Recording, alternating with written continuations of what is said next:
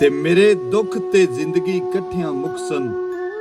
ਦੁੱਖ ਜੀਂਦਿਆਂ ਮੁੱਕ ਨਹੀਂ ਸਕਦੇ, ਜਿਹੜੇ ਲੱਗਦੇ ਜਿਸਮ ਤੇ ਪਛ ਲਾਵਨ, ਪੱਟੀ ਬੰਨਿਆਂ ਲੁਕ ਨਹੀਂ ਸਕਦੇ। ਦੀਪੇ ਪਾਣੀ ਅਸਲ ਵਿਰਾਗਾਂ ਦਾ, ਬੂਟੇ ਸੰਗਤ ਦੇ ਸੁੱਕ ਨਹੀਂ ਸਕਦੇ। ਖੁਦਦਾਰ ਅਦੀਲ ਮਰੀ ਸਕਦਨ, ਪਰ ਕਈ ਨੂੰ ਝੁਕ ਨਹੀਂ ਸਕਦੇ।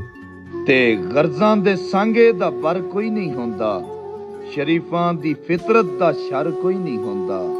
ਹਜ਼ਾਰਾਂ ਮੁਖਾਲਫ ਜ਼ਮਾਨੇ ਤੇ ਹੋਵਨ, ਭਰਾ ਚੰਗੇ ਹੋਵਨ ਤਾਂ ਡਰ ਕੋਈ ਨਹੀਂ ਹੁੰਦਾ।